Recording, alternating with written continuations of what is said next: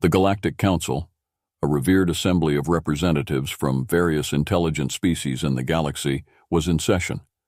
The towering hall was filled with creatures of all shapes and sizes, each bearing the distinct features of their homeworlds. The council chamber hummed with the sounds of interstellar diplomacy, a symphony of voices and dialects. At the center of this grand hall stood a podium, illuminated by a soft blue light. On this day, a new species was to be introduced to the council, humans from the distant planet Earth. The council had received numerous reports about these newcomers, and curiosity ran high. They were technologically advanced, though not the most advanced, and exhibited a peculiar combination of traits: resourcefulness, empathy, and a surprising resilience. Ambassador Koch, a towering insectoid from the planet Zygor, presided over the meeting. "Today we welcome a new species to our council," Koch announced, his mandibles clicking with authority. "The humans have requested to present their credentials and join our alliance." A door at the side of the chamber slid open with a hiss, and a delegation of humans entered. Leading them was Dr. Emily Carter, a renowned xenobiologist, followed by Captain James Reynolds of the Earth Space Fleet and Dr. Maria Sanchez, a cultural anthropologist. The humans, in their neatly pressed uniforms and formal attire, looked around with wide-eyed wonder at the assembled beings. As the humans approached the podium, Koch gestured for silence. "Welcome, representatives of Earth," he said. "We are eager to learn more about your species and how you might contribute to our alliance." Dr. Carter stepped forward, her voice steady and confident. "Thank you, Ambassador Koch and esteemed members of the Galactic Council. We are honored to be here. We come in peace and with the hope of mutual understanding and cooperation." The Council listened attentively as Dr. Carter outlined the achievements and values of humanity. She spoke of their scientific advancements, their efforts in space exploration, and their desire for peaceful coexistence. Her words were met with polite applause, though there was still a palpable air of skepticism among some of the council members. After the formalities, the humans were invited to join a reception where they could mingle with the other representatives. It was here that the true nature of interspecies interaction would be tested. As Dr. Carter and her team moved through the crowd, they were approached by various beings, some curious, others wary. Among the most intriguing was Ambassador Zakal, a member of the Vorak species, known for their formidable appearance and reputation as apex predators. Zakal towered over the humans, his scales glistening in the light, and his eyes narrowed with interest. "I have heard much about your kind," Zakal rumbled, his voice deep and resonant, "but I am curious. How do you perceive us?" Dr. Carter smiled warmly. "We perceive you as equals, Ambassador Zakal. Each species has its strengths and unique qualities. We believe that by working together we can achieve great things." Zakal's eyes gleamed with amusement. "Bold words, human, but actions speak louder than words. Let us see how your kind fares in our world." As the reception continued, the humans made a conscious effort to engage with various species, learning about their cultures and technologies. It was during these interactions that Dr. Carter noticed a group of Vorak warriors, their imposing forms drawing both admiration and caution from the other delegates. Captain Reynolds, ever the diplomat, decided to approach the group. "Greetings, warriors of Vorak," he said, offering a respectful nod. "I am Captain James Reynolds of the Earth Space Fleet. May I join you?"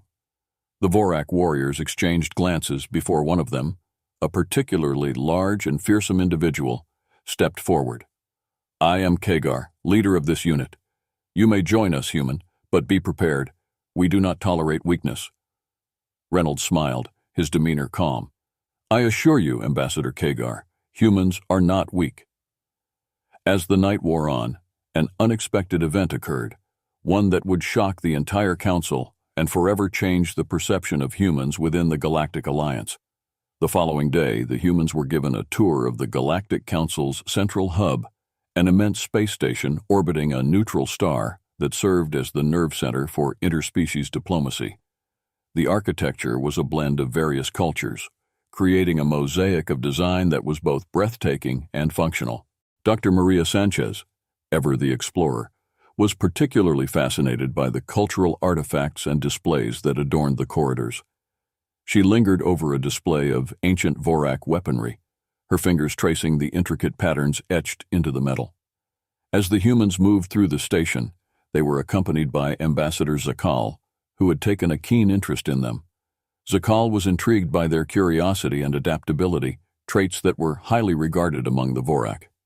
"Tell me, Dr. Carter," Zakal began, "how do your people handle conflict? Our history is marked by wars and conquests, shaping us into what you see today." Dr. Carter considered the question carefully. "Human history is also filled with conflict. We have fought many wars, but we have also learned the value of peace and cooperation. Our greatest strength lies in our ability to adapt and find common ground, even with those who are vastly different from us." Zakal nodded thoughtfully. "A wise approach. Perhaps there is more to your species than meets the eye." As they continued their tour, they arrived at the station's zoological section, a vast habitat containing creatures from various worlds. It was here that they encountered the apex predator known as the grok. The grok was a fearsome beast with razor-sharp claws, powerful muscles, and an intimidating presence.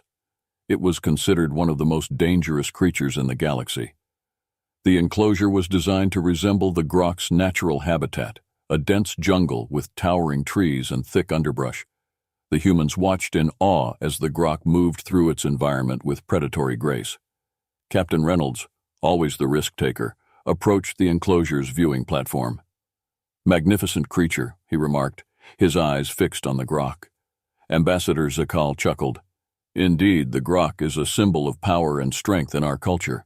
It is a creature to be respected and feared." Dr. Carter, standing beside Reynolds, was struck by the creature's beauty and ferocity. "It's incredible," she whispered. "I've never seen anything like it." As they watched, the grok paused, its keen senses detecting their presence. It turned its gaze toward them, its eyes locking onto Dr. Carter. There was an almost palpable tension in the air as the beast slowly approached the viewing platform. To everyone's astonishment, Dr. Carter extended her hand toward the grok, a gesture of trust and curiosity. The council members and other visitors gasped, expecting the worst. But instead of attacking, the grok sniffed her hand, its powerful form towering over her. The silence was deafening as the grok made a decision. It lowered its head slightly, allowing Dr. Carter to touch its coarse fur. The moment was surreal, an impossible connection between a human and a fearsome predator. Ambassador Zakal watched in disbelief. "Impossible," he muttered. "No one has ever tamed a grok." Dr. Carter smiled, her hand still resting on the creature's head. "Perhaps it's not about taming, but understanding." The news of this extraordinary encounter spread quickly through the Galactic Council. Whispers of admiration and astonishment echoed in the corridors. The humans, once viewed with skepticism, were now seen in a new light. Their empathy and courage had won the respect of even the most formidable species. The encounter with the grok had made headlines across the galaxy. The humans' reputation had soared, but with it came new challenges. Some council members, particularly those from warrior cultures, saw this as an opportunity to test the true mettle of the newcomers. Ambassador Koch called an emergency session of the council to discuss the implications of the grok incident. The chamber was filled with representatives, each eager to weigh in on the matter. "Esteemed members of the council," Koch began, his voice resonating through the hall. "The recent events involving the human delegation have brought forth questions about their capabilities and potential contributions to our alliance. It is proposed that we conduct a series of tests to evaluate their strengths and weaknesses." There was a murmur of agreement among the council members. Ambassador Zakal, who had been observing the humans closely, stepped forward. "I support this proposal. The humans have shown promise, but we must ensure they are truly worthy of joining our ranks." Dr. Carter and her team were informed of the council's decision. They understood the importance of proving themselves, not just for their own sake, but for the future of interspecies cooperation. The tests would cover various aspects: physical endurance, strategic thinking, and cultural understanding. The first test was a physical challenge designed to push the limits of human endurance. It took place on a planet with harsh terrain and extreme weather conditions. The humans were to navigate a series of obstacles, relying on their physical and mental fortitude. Captain Reynolds led the way, his military training coming to the fore. The humans moved with determination, their teamwork and resilience evident. The Vorak warriors, who had been assigned to observe, were impressed by their tenacity. Next was the strategic challenge, a simulated battle scenario against a formidable opponent. Dr. Carter, with her background in science and strategy, took the lead. The humans employed innovative tactics, using their adaptability to outmaneuver their adversaries. The council members watched intently, noting the human ability to think on their feet and make quick decisions.